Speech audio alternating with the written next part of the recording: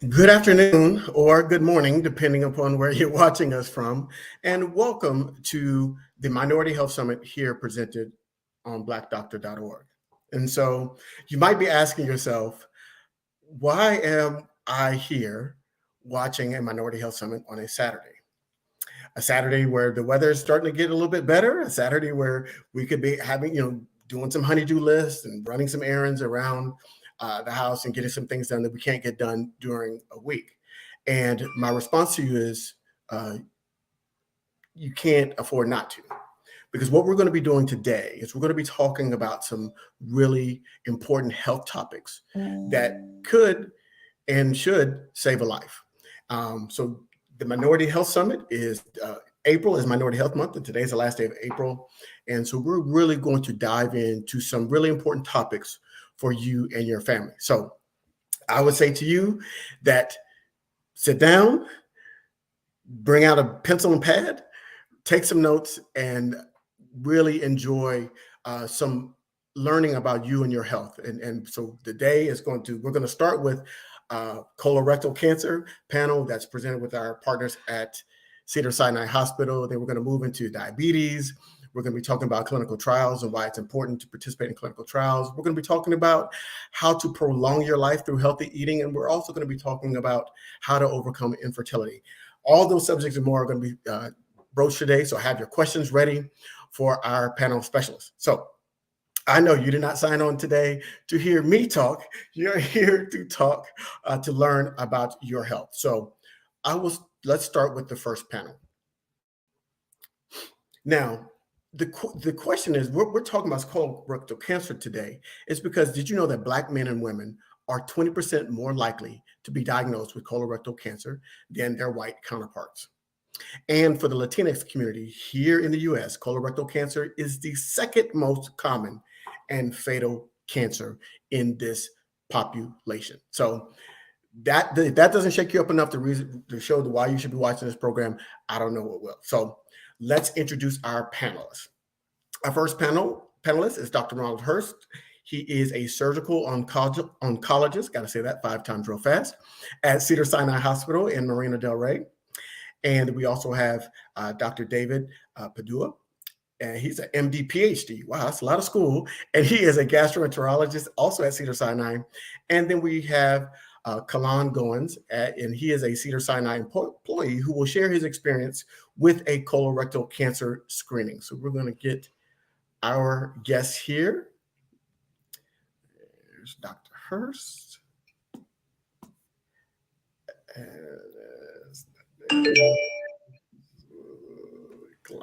So welcome to the program, gentlemen. Looking forward to this discussion. So we got a lot to talk about today, so let's go ahead and get started. First question is, we know that colorectal cancer is more common in Black and Latinx community. Can you discuss why that is? I'll throw that out to the doctors. Can you help us understand why it's more prevalent in our communities? Sure. I think it's a very layered process, Ellis, and it's not one component that contributes to the statistic that you gave early. Most important is to keep in mind that colorectal cancer is pretty prevalent in the United States. And in 2022, our projected number of colorectal cancers across the entire population, about 151,000. 52,000 of those will die from colon cancer, and that's 34%. So just that alone is significant. So when you peel that first layer back and you say, okay, now let's look at our African-American population and Latinx. What the most important thing is that when we look at them stage per stage, when they're diagnosed in this subset of community, they're diagnosed with more advanced disease and often at an earlier age when you compare it to our white counterparts. So then we peel back that next layer and ask the question, why is that? Well, obviously there's a small component of genetics that plays a part, which helps understand why they get diagnosed, earlier. But then you talk about access to health care.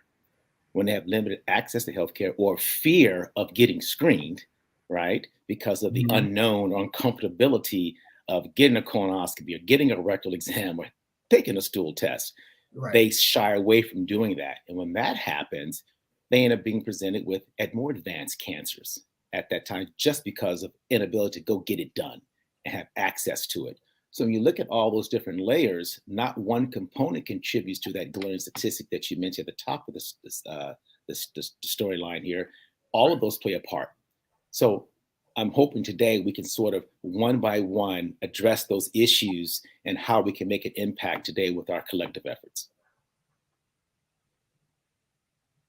Yeah, absolutely. I just want to echo what Dr. Hirsch said. I think it's really important for all of us to understand that the risk of colon cancer affects, the broad breadth of American society, and it's important to know that colon cancer, screening is really the key to preventing colon cancer deaths, and every community needs to be involved in getting the word out and getting their colons screened.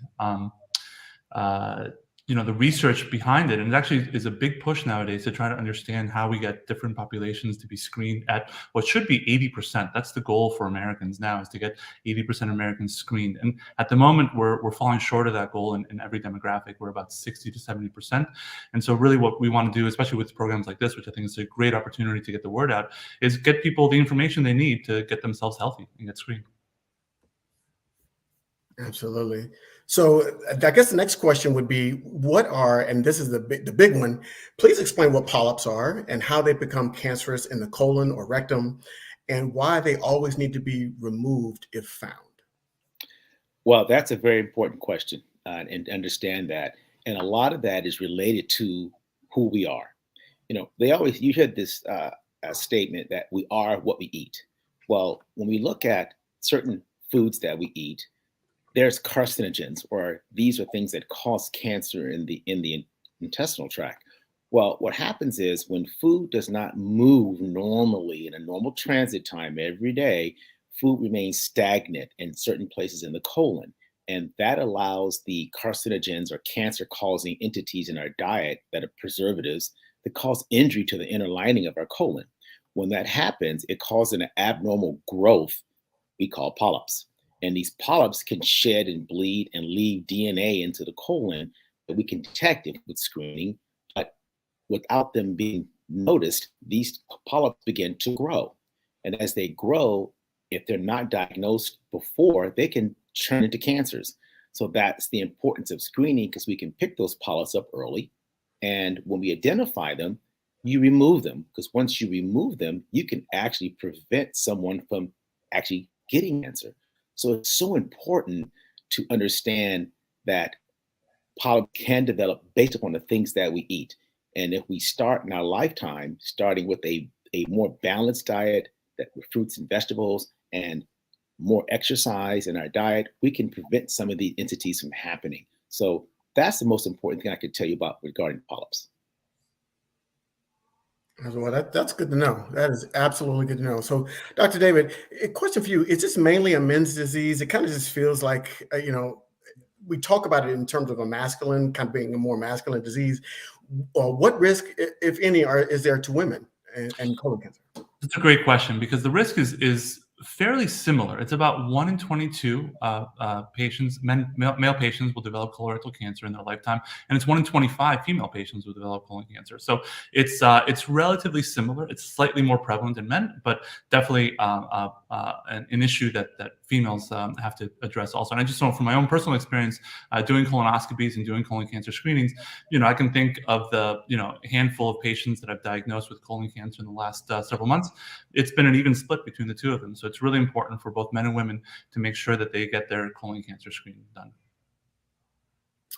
Dr. Hirsch, you mentioned diet before. I want to come back to that. What are some of the things that we can do diet-wise in order to lower our risk of colorectal cancer? Very good question, which this is where the rubber hits the road. Diet is based upon good fruits and vegetable intake and high fiber intake. And the reason why that is because both fruit and vegetables have high fiber intake. And what that allows is a normal day-to-day transit time. And I'm sure Dr. Padua will agree with that. If we keep the bowel moving with our normal daily bowel habits, then that leaves less chance per day from any preservatives like salts, red meats, preservatives used to preserve our foods in the United States, as well as charbroiled food. Those are all carcinogenic potentials. So if you leave those stagnant in the colon, like I alluded to earlier, that will one's risk much higher for developing injury to the inline, the colon, and generating polyps and subsequently generating cancers. So diet is very important, that we need to start a good balanced diet with fruits and vegetables every day in our diet to maintain a normal good transit of our stool through our colon.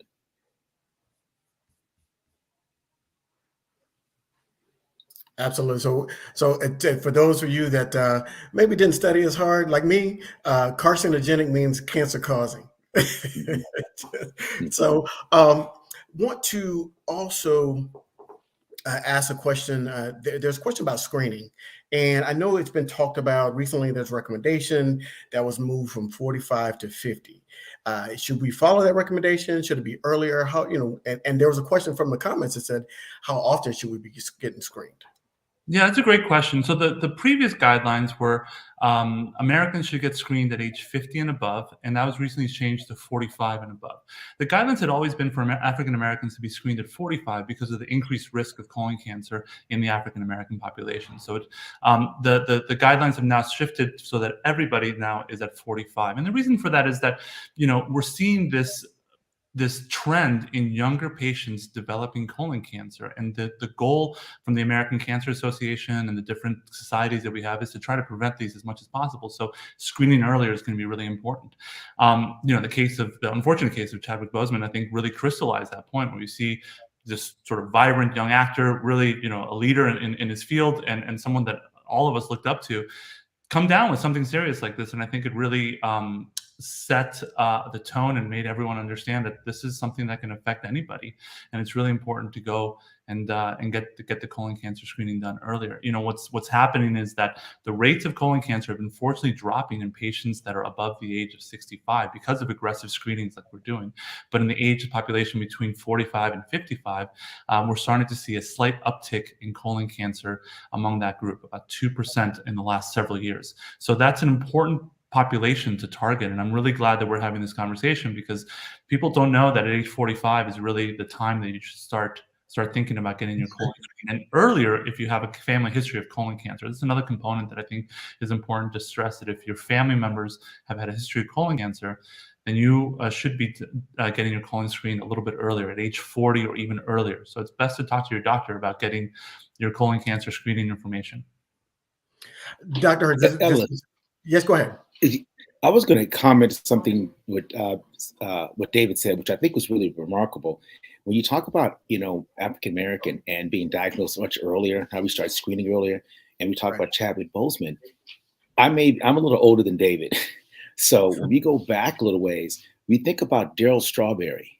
Darryl Strawberry was in his 30s, in his 30s, and that was 20 years plus ago, that this process, this genetic evolution of early advanced colon cancers in African American men and women started decades ago. And that question has led to where we are today because of stories like that. And that is early diagnosis at age 30 and dying from that is so significant. And that started 20 years ago. So we're working through this process, and we're making some advances here. And hopefully this summit will continue to push us forward.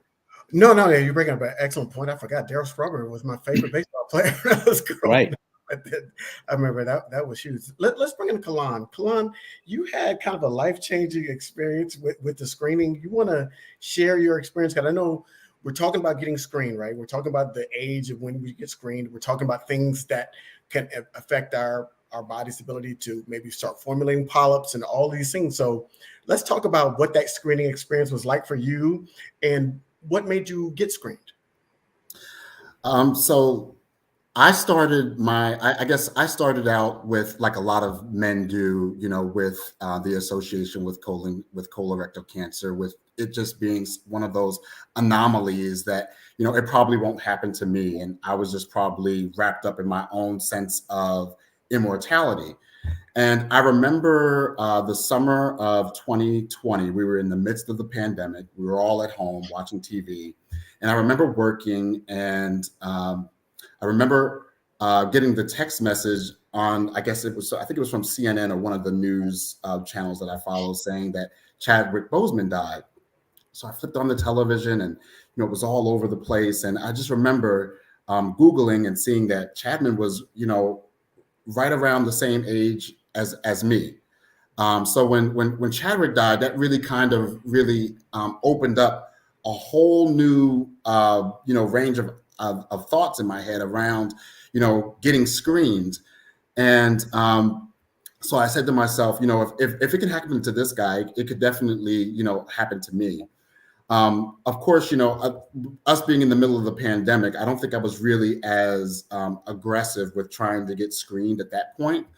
And then went through a couple other of life-changing things that happened over the next few months. But you fast forward to earlier this year, and I joined one of our groups at Cedars that was really advocating for the additional screenings in colorectal cancer. It was our Colorectal Champions program, where we were going out and advocating for employees to go out and get screened.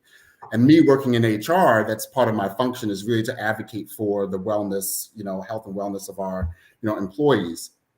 So what really prompted me to do that was really to put myself in their shoes and really come from a place of experience to be able to talk them through the process and really talk them through, how simple it is to really go out and really participate in the FIT test, which we'll talk about a little bit later.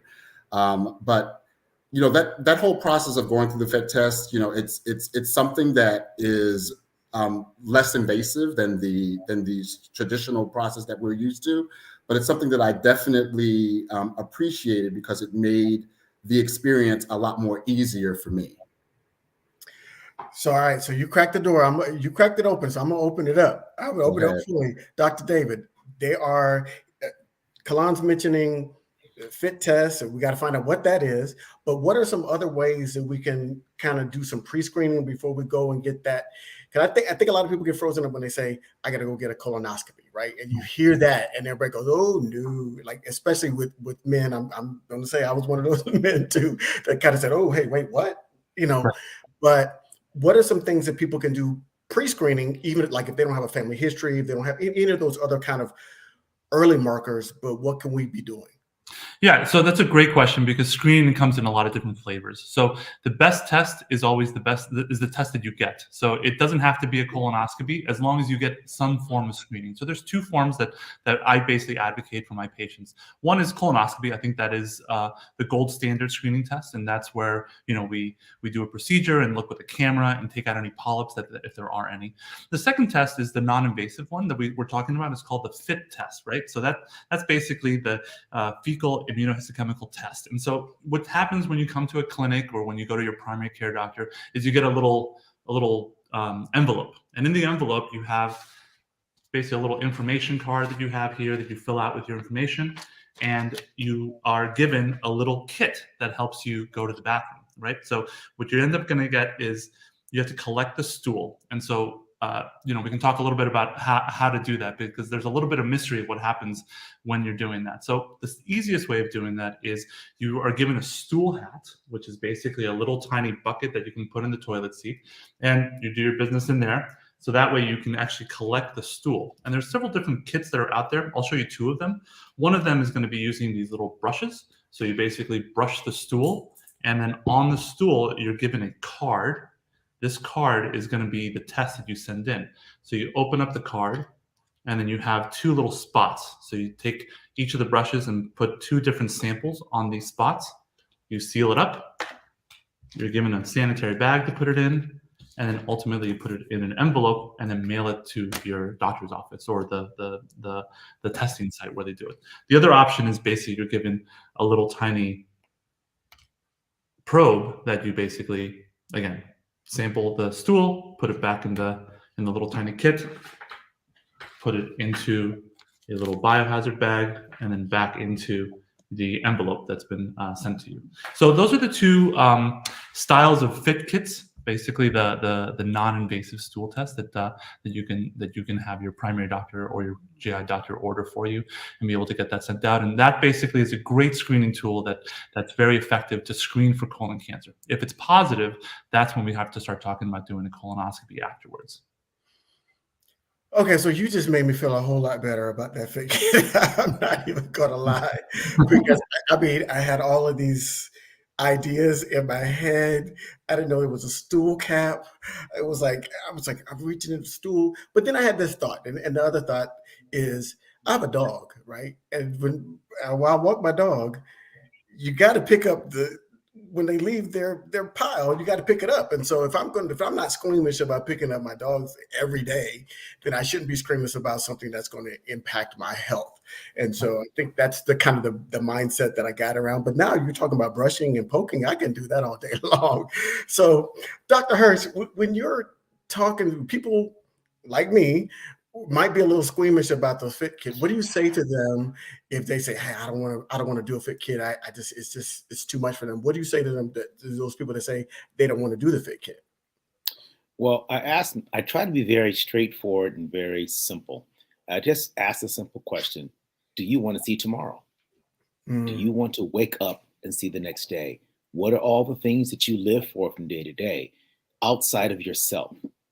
If you have loved ones, if you have family, coworkers, something that makes you get up every day, I think those are reasons enough just to do a minimally non-invasive test to give you a chance to wake up the next day and have a chance. Because without being proactive in your care, then you lose the opportunity. You give that power away.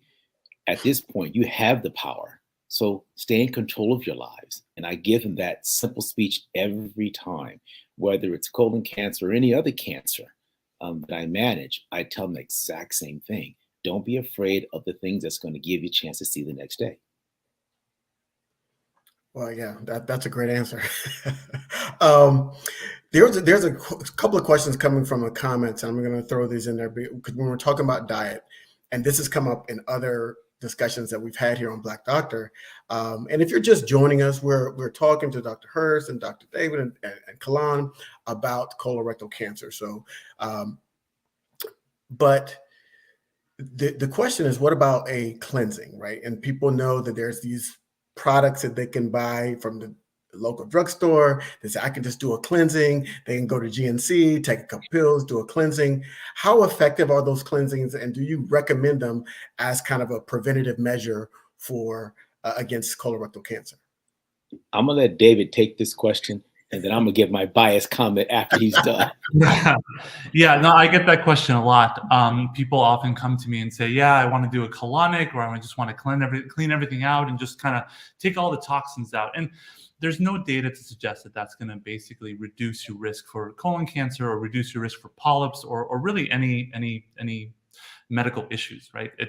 And what I often tell patients is that cleanse that you're doing every 3 months, every 4 months, that's not really affecting the bottom line. What you really got to do is you got to be going to the bathroom every day. And we talked a little bit earlier about eating vegetables, having a plant-based diet or more plant-based diet, some fiber in your diet to really get things moving down there so that every day you're having a regular bowel movement. It's really about the consistent daily evacuation of everything so that things don't stay static inside your colon. Dr. Hurst? Yes, okay. It's a real pet peeve of mine because people have a tendency to eat poorly and then let me cleanse when I want to. Well, that's not how it works. And also, when you do that, and David will echo this, you potentially alter other systems in your body, that you affect your electrolytes in your body, which can affect your kidneys. And then you got other problems because you become dehydrated and it changes your bowel patterns. And then patients have oscillate between constipation and diarrhea. And David can talk all day about that. And those are all other problems that then David and I will have to deal with as a consequence of doing a colonic cleansing to try to prevent something it will not prevent. So I'm off my soapbox. I'm done. No, we need to know that. That's definitely because I know they always sell those, and they give it primarily to like pregnant women and things like that. That little orange liquid that you drink and it blows you out. But if that's not what we should be doing, we should be doing the kit. So all right, so let's go back to the kits. Dr. Davis showed us a great example, so I feel much better about the kit. So I'm cool on the kit. So Dr. Hurst, what happens if I send it in and my results come back positive? Okay. I think first message to convey to everyone out there is that if the kit is positive, it doesn't mean you have colon cancer. Okay. And I think that's the real message to resonate into the community today. Yes. Say that again one time for the people in the back. Say that. Just because your kit it is positive, it does not mean you have cancer. Okay. So you don't have to run away from it, run to it, so you can figure out what is wrong and see if it's real or not. And if it's positive, you need to see doctors like Dr. Padua, and you need to get a colonoscopy, as is the gold standard screening test. And that will determine if you have cancer or not. That is very simply stated. That's all you need to do with the positive kit test. Take a breath. I don't have cancer. Let me prove that I don't. That's the way you look at it. And do we know how long it takes for the results to get back from the fit kit? Kalon, David, how long did it take your?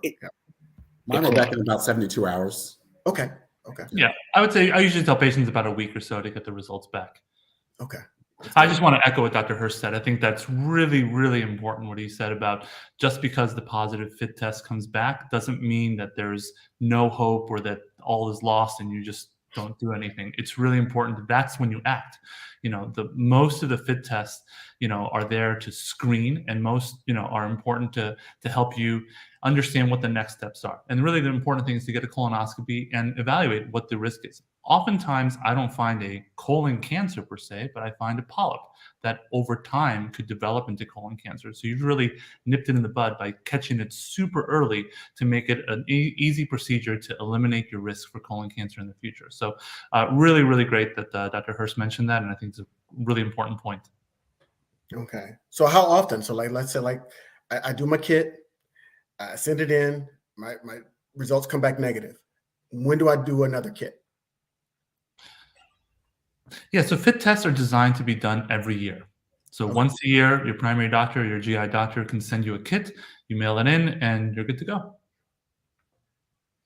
So Kalon, let's bring kind of that as a Black man who knows the importance of screening. How do we get more of us to get screened? Like this point blank period. Like, how do we get more Black men to step up? And so we can close that gap that I mentioned at the top of the program.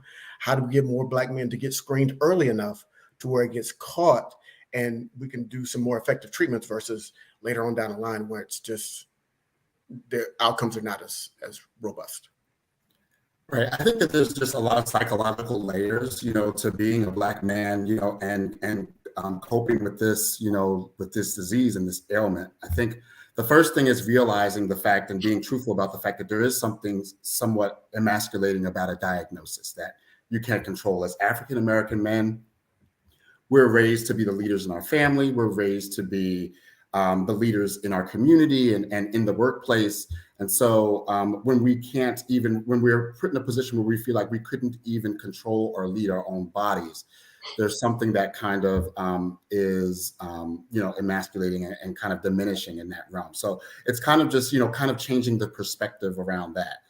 The first thing is also, having conversations that about this topic, in the places that we frequent, whether it's, in our barbershops, in our churches, or just out in the community in general, just being very open and transparent about talking about this disease so that it brings an awareness to it like we have with other diseases such as like diabetes and HIV and things like that.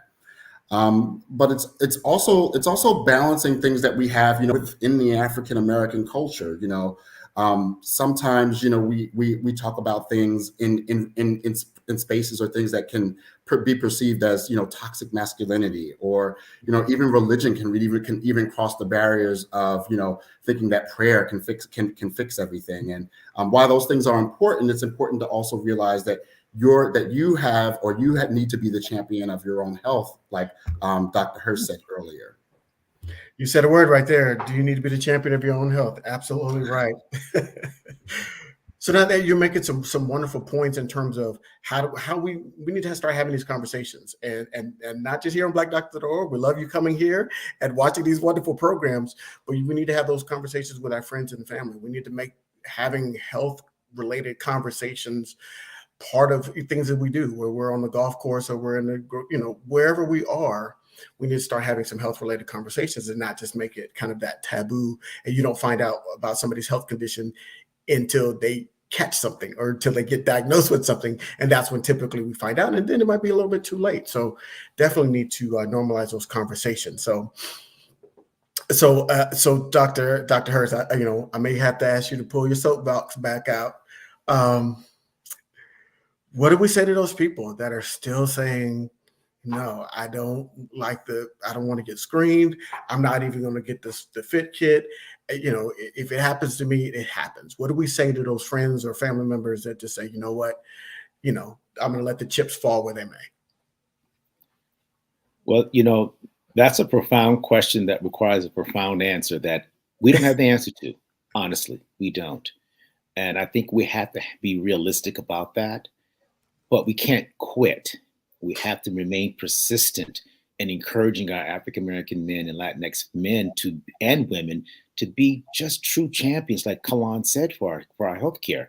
Now, I spent many years in the community doing events going to the same places you just talked about, Kalan, barbershops, churches, free symposiums, bringing experts to talk about colon rectal cancer, bringing it to them. And what I statistically found was 90% of the participants were women. Women who are real champions for their healthcare. Okay. And they pushed. So I had to try, how can I get the men there? So I asked all the women to bring their men. Okay. My next event, I said, bring your cousins, bring your nephews, bring your husband's friends, and then bring some food. Okay. So I try everything out there to get the men to show up. So that number went from about 10% representation for men to about 35% representation for men. Okay. Then I said, how can I make it better? So I had to start bringing athletes, people who can advocate, that they just want to come see, just to get them there. Because once they're there, they'll get the information. They become empowered and they become knowledgeable about the importance of being champions for their healthcare. Because we've seen that in the Black Men for Prostate programs that have done very well, because they brought them disease to them and kind of dispel these fears. So I think it's important that we continue to press and press and press to get the men of color, both Latinx and African-American men, to come to these events so they can become empowered and take away all the fears. Because once they're there, they ask all the right questions, and hopefully we give them all the right answers. And then they become more encouraged to do this. Absolutely. It's funny, as you were saying that, we had a comment, I put it on screen, and it says, it said to get more Black men screened, get more Black women screened. Education is the key. And so we will follow it. And we always, it's kind of it's not really a joke. It's the running kind of truthism that we have here at Black Doctor, is that, women are the chief health officers of their families. And so if we can get them to come in and say, oh, okay, well, bring your husband, bring your uncle, bring your brother, bring your son, bring them with you. I think that's a great approach, so they can get that information. Because sometimes, we know some things get lost in translation. When you say it to somebody, then you say it to the next person. It's like that telephone game, right? And so you'd like to get the information from the source, directly from the doctors. And so, all right. So, Dr. David, if someone has never been screened and they're still waiting for their kit, what are some signs that they can see on their own that could be a warning sign to maybe there's something going on in their colon? Yeah, it's a great question. I think first and foremost, screening is by definition, you don't have any signs. So it's really important not to wait for the signs to come up, but really get screened at the appropriate intervals, starting at age 45, like we talked about, or if you have a colon cancer history in the family at age 40. But really the things that my patients come to me that perk my ear up and make me concerned are if you have rectal bleeding, right? If you have a change in your bowel habits, if you have a lot more diarrhea versus a lot more constipation, if you have weight loss, if you're feeling fatigued, or if your lab work shows that you have some anemia as well, some low blood counts or hemoglobin is low. Those are all signs to me that tell me that there might be something going on the inside that we definitely have to get checked out. And by checking out, that involves getting a colonoscopy. At that point, I think the FIT test is not the right test, but the colonoscopy would be the best and safest way to move forward. Absolutely. Well, yeah. So I was going through the checklist in mind. Okay, all right. So you said anemia. We said some change in stool in terms of whether it's diarrhea or constipation. Um, some bleeding. Is that bleeding over several days, or because I mean, and what's the? I guess the question is like, what's the difference between like a hemorrhoid and a polyp, or something that could be more serious? Yeah, that's a great question. I get that a lot in clinic.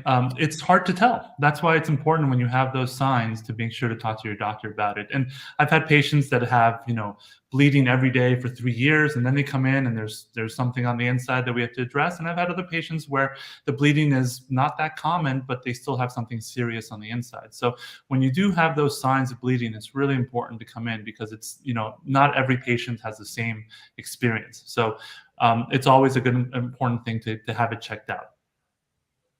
Okay. All right.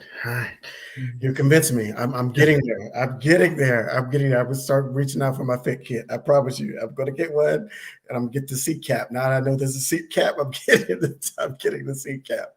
All right, Kalad, what are your last thoughts? What are your thoughts when you hear that and you hear what Dr. Hurst is talking about? You hear what are your overall thoughts? And when we're talking about screenings, being understanding that screenings have to come before you start having any symptoms, right? The screening is just to say, okay, I'm not feeling any symptoms, but let's just see, because that blood in the stool might not show up significantly. If I'm hearing you correctly, Dr. David, it might not show up significantly enough to where you don't notice it. And then when you do notice it, it could be further along. So what are your thoughts? Let's get some feedback from you as a Black man sitting here watching this. I think what really frightened me and what really kind of pushed me to do the fit test was the fact that if you have symptoms, you are probably in late stage at that point. So I definitely wanted to, advocate for myself. And I think it's all about, thinking about, as a Black man, all the things that you touch in your life. Do you have a spouse or significant other? Do you take care of elderly parents? Do you have children? These are all things that we touch that would be impacted if you were to die. And for me, myself, I take care of my mother, who is back east. And, I have a family that I try to help to support back east as well. So I just wanted to make sure that I was here and I was doing the right things. And I think that has to be your why. Your why has to really resonate with everything that you touch in life, and what you impact, and how they would be impacted if you were to leave. Right. So, Dr. Hurst, as a surgeon, I hear this a lot of times from other surgeons that I've talked to. They say, when you come see me, it's not a good thing. So how do we get people to not come see you? I don't want to put you out of business. I understand it's your job, but how do we slow some of your business down? Well, it's what we've been saying this morning, resonating with screening, like Dr. Padua saying, seeing doctors like Dr. Padua, your primary doctor, to be proactive in your care. Get your annual screening with the fit kit. That'll keep you ahead of the game. If you have symptoms, don't wait.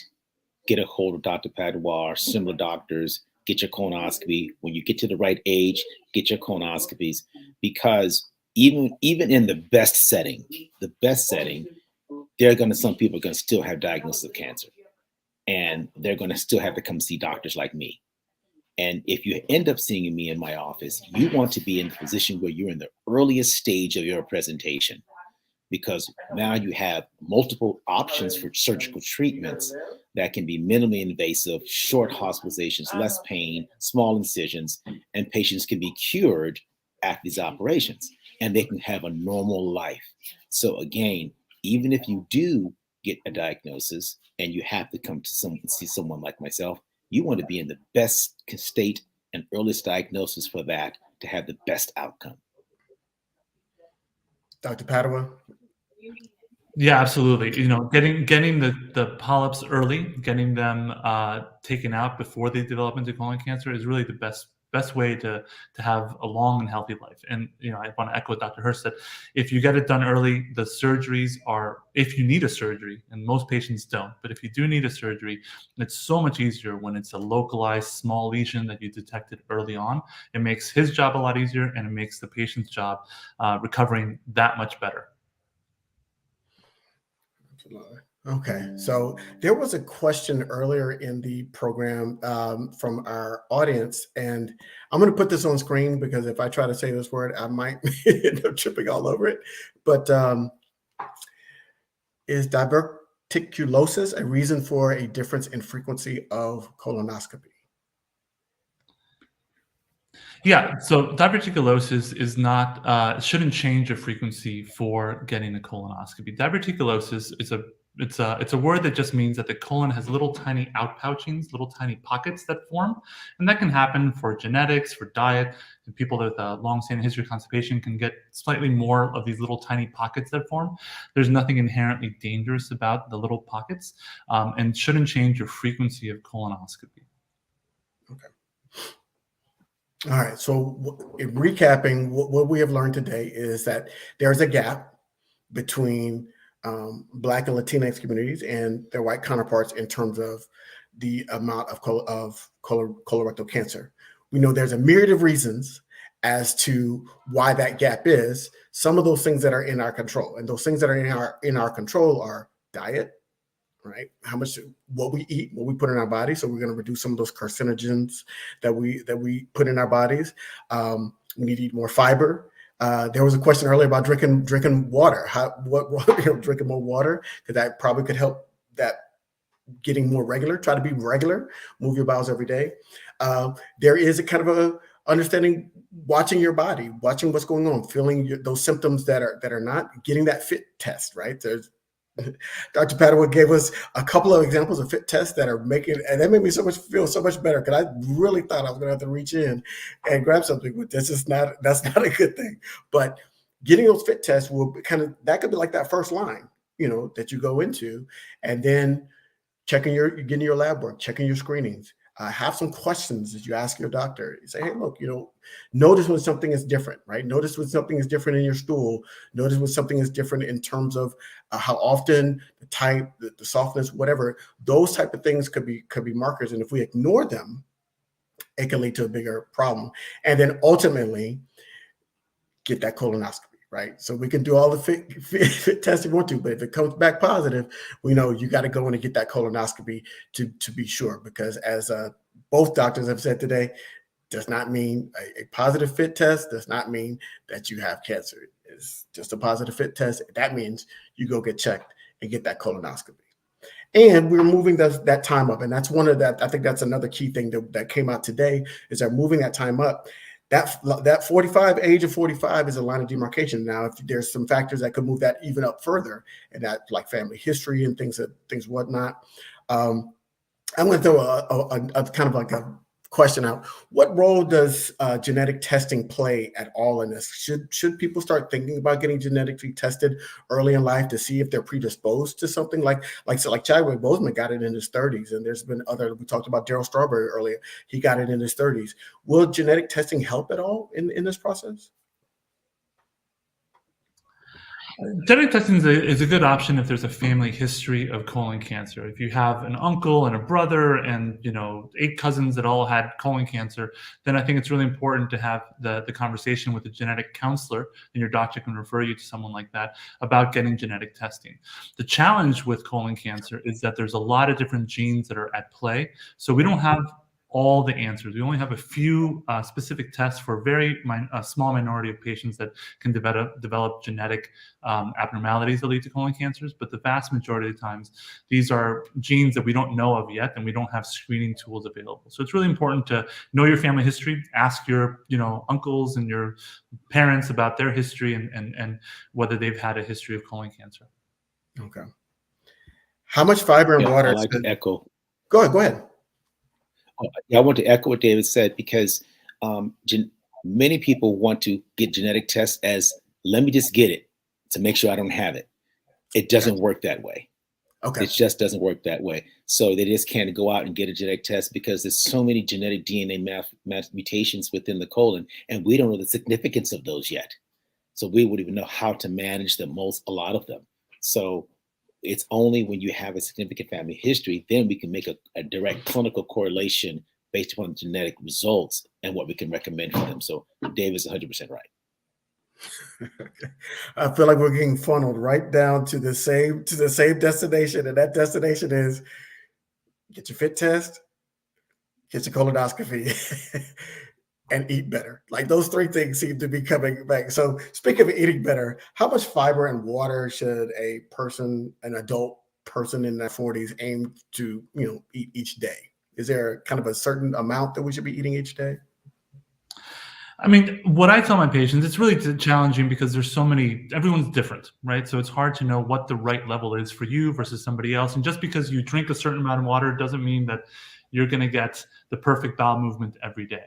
So what I often counsel my patients are, how often are you going to the bathroom? So you really want to shoot for once a day, or once every other day, twice a day. There's kind of a range, but really that should be your goal. And using, hydration is really key. It's really important to make sure that you drink enough water to sustain that level of bowel movements, and to go to the bathroom, go urinate, a few times a day, and make sure it's not that dark, cloudy urine.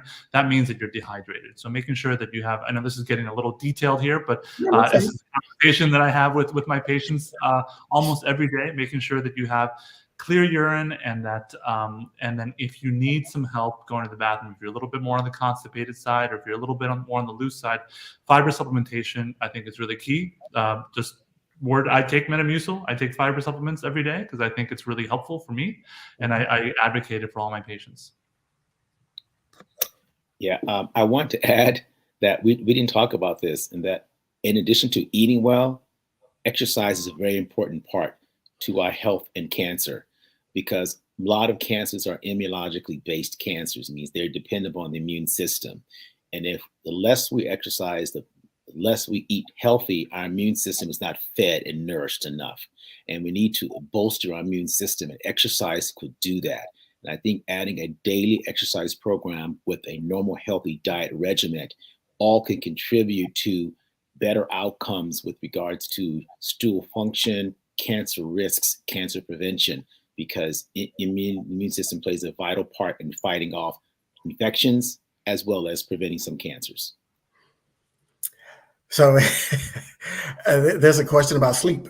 Like, what role does sleep play in terms of helping you stay healthy? Because I know that's also something that comes into play when we're talking about stress, reducing your stress, eating right, exercising, and getting enough rest. So I think for an adult, it's about 6 to 8 hours, if I'm correct. Am I correct on that?